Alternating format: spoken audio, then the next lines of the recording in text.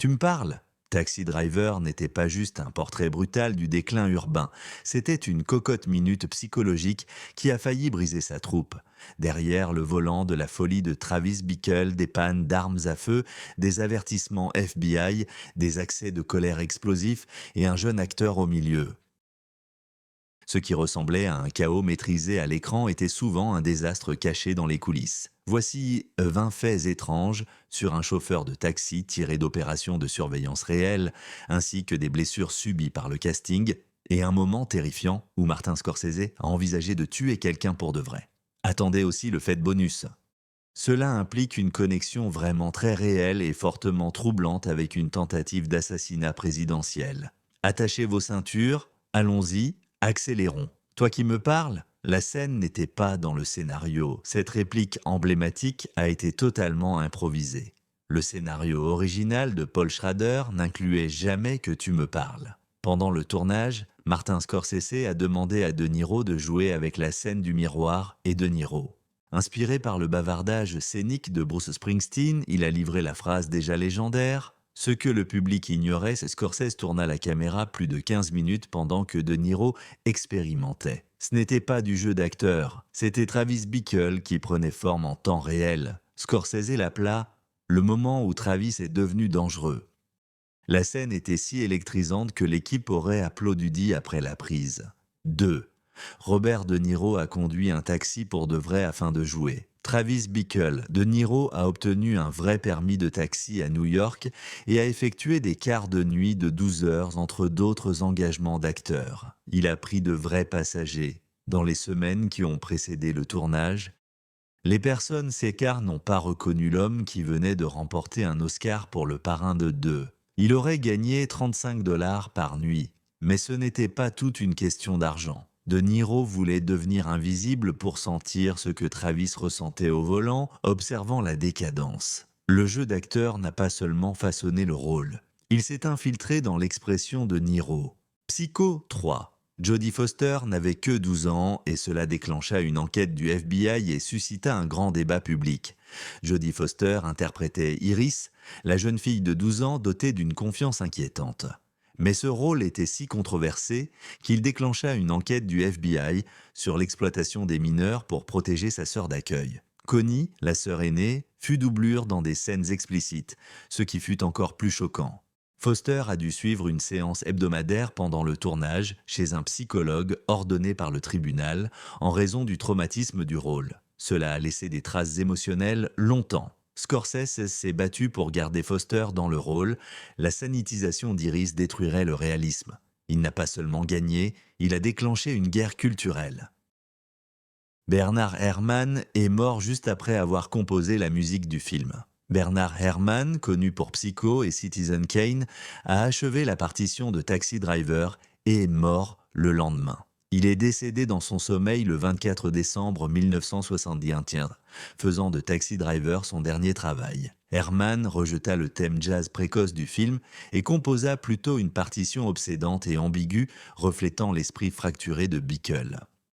Sa dernière pièce, le thème lugubre du saxophone, est autant un personnage que Bickle. Scorsese dit qu'il nous avait laissé un fantôme. Ce n'était pas une bande-son, c'était vraiment un éloge sonique. 5. L'équipe a dû travailler au milieu des grèves liées aux déchets et à la chaleur. Le tournage a commencé lors d'un été brutal à New York en 1975. Les températures ont dépassé 37 degrés et les éboueurs de la ville se mirent en grève. Ordures s'entassaient dans les rues, donnant à Scorsese le décor, mais l'odeur était insoutenable. Des rats se ruaient autour des lieux de tournage, des membres de l'équipe ont vomi, les acteurs transpiraient sous leurs costumes. Un membre aurait été pris d'un épuisement lié à la chaleur. Ce n'était pas du décor. New York était tout à fait en train de pourrir. Scorsese n'a pas seulement capturé le déclin de la ville, il a tourné dans sa propre et profonde saleté. Martin Scorsese a presque tué un homme, vraiment, pour de vrai.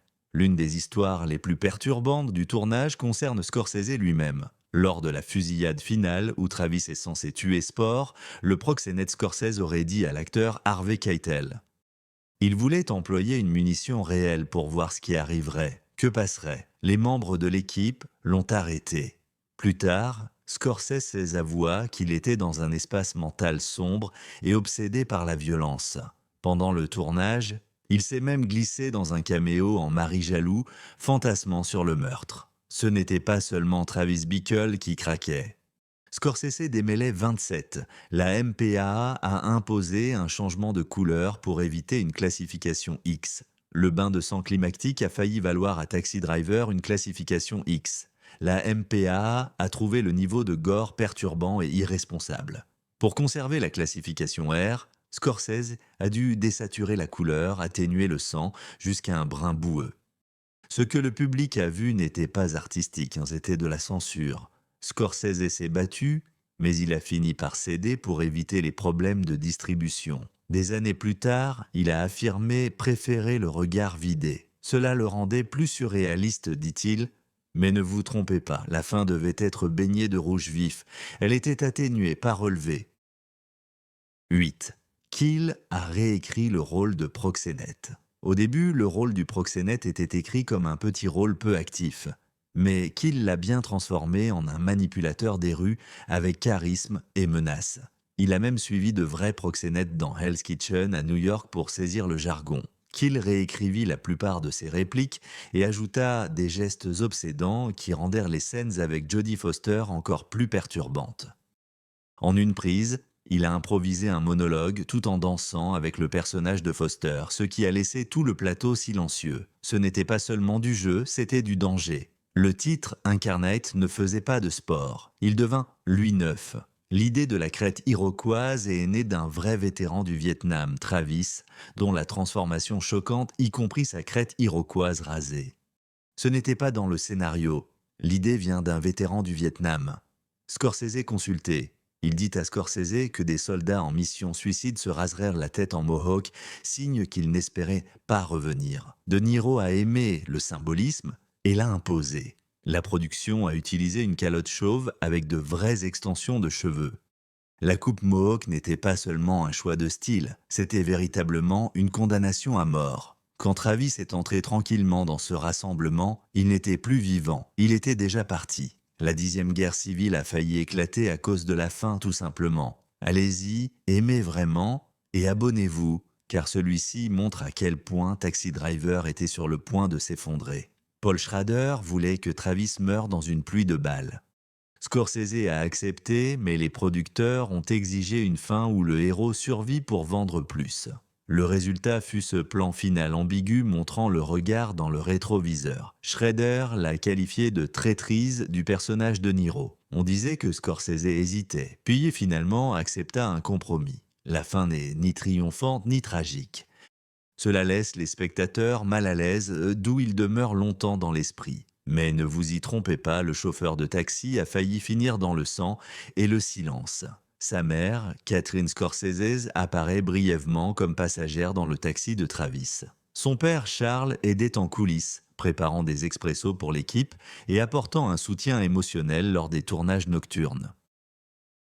Ce n'était pas qu'une indulgence familiale, Scorsese considérait ses parents comme faisant partie de son cinéma, de son ADN. Ils apportaient de l'authenticité, de la chaleur et une touche du vieux monde. Ancrage à un film qui vacillait sur la folie. Dans un film baigné d'aliénation, Scorsese glissait des morceaux de chez lui si l'on savait où regarder. 12. La scène du marchand d'armes a été tournée sans permis. Dans une scène, Travis achète une collection d'armes illégales auprès d'un vendeur d'armes parlant avec assurance. Ce que les spectateurs ignoraient, c'était que la scène elle-même frôlait l'illégalité. En raison de permis, le tournage s'est fait en mode guérilla, rapide, discret et sans autorisation municipale. Les armes étaient réelles mais déchargées, et l'acteur qui interprétait le vendeur était un ami de Scorsese.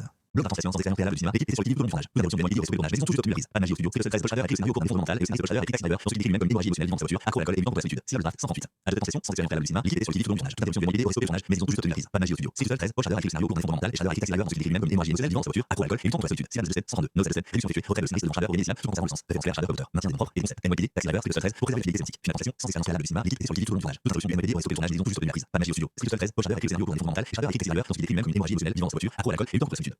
Schrader écrivit le scénario en 2 semaines. Il dit Travis Bickle était le miroir de son esprit qui se décomposait. Homme sans lieu, Schrader portait une arme pendant qu'il écrivait et tenait un journal qui ressemblait au récit de Bickle. Ce n'était pas de la fiction, c'était une confession. Quand les producteurs demandèrent à Schrader ce qui inspira Travis, il dit « J'essayais de ne pas mourir ».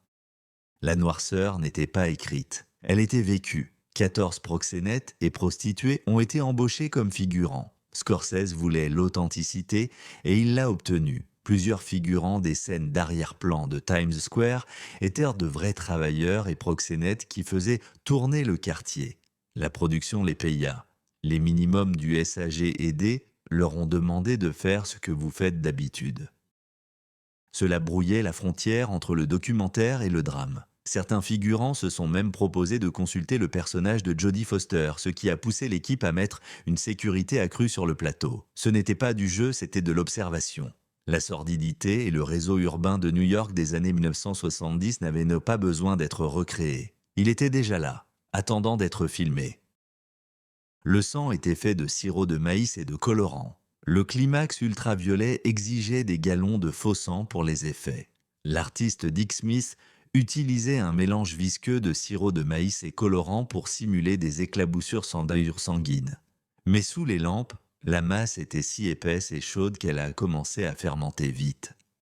L'odeur était très nauséabonde, les acteurs y glissaient. Le costume de Niro s'est collé sur lui. À un moment, des membres de l'équipe ont été pris de nausées. La fin peut sembler stylisée, mais elle empestait comme une boucherie. Ce n'était pas qu'un tour de magie du cinéma, c'était une guerre microbienne. L'art avait une odeur pourrie. 16. Les scènes du théâtre étaient inconfortablement réelles.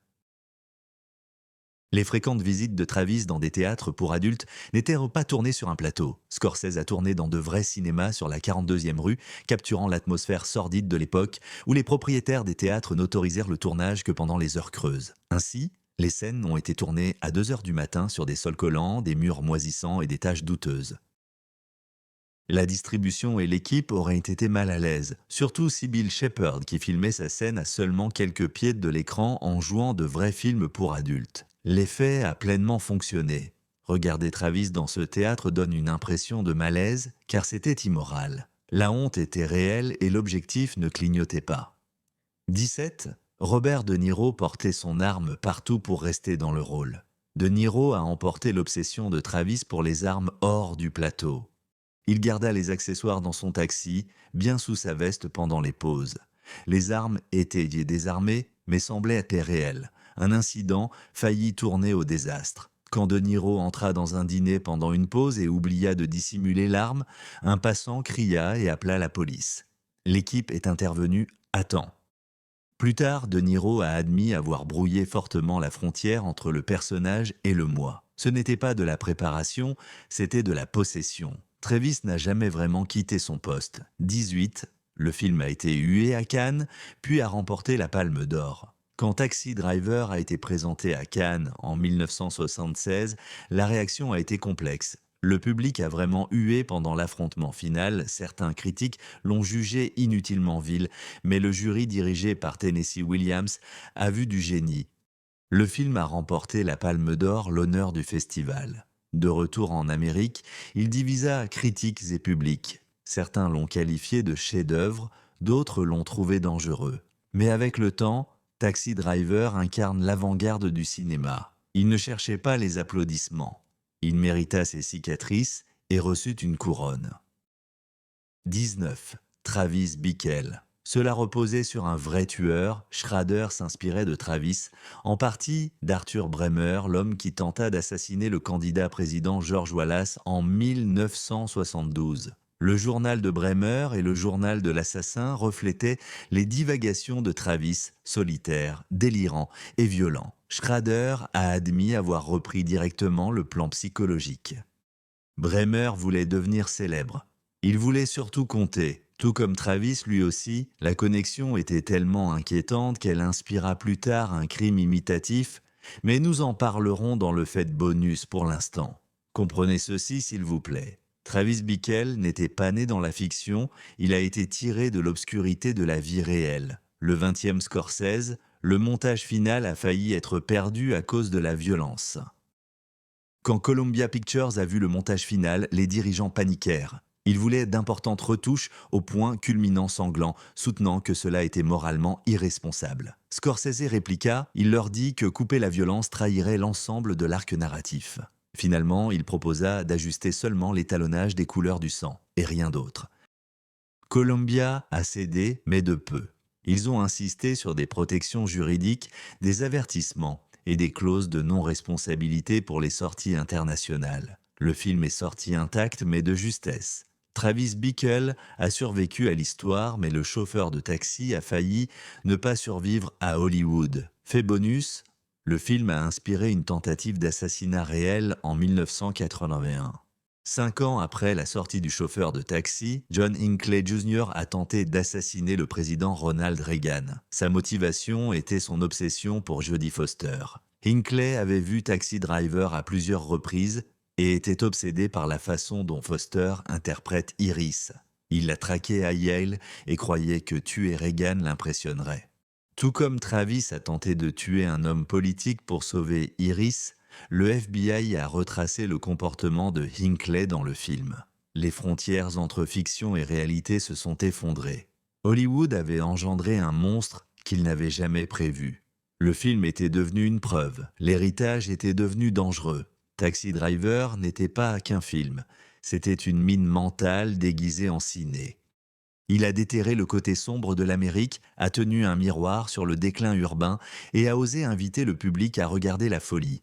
Chaque image avait un coût, émotionnel, légal, éthique. Et pourtant, il demeure l'un des films les plus importants jamais réalisés. Si vous êtes fasciné par la façon dont les films fracturent la réalité, allez-y, aimez, abonnez-vous et activez la cloche. Car la prochaine fois que vous penserez qu'un film n'est qu'un divertissement, posez-vous la question. Est-ce que tu me parles? Nous te parlons? Restez à l'écoute.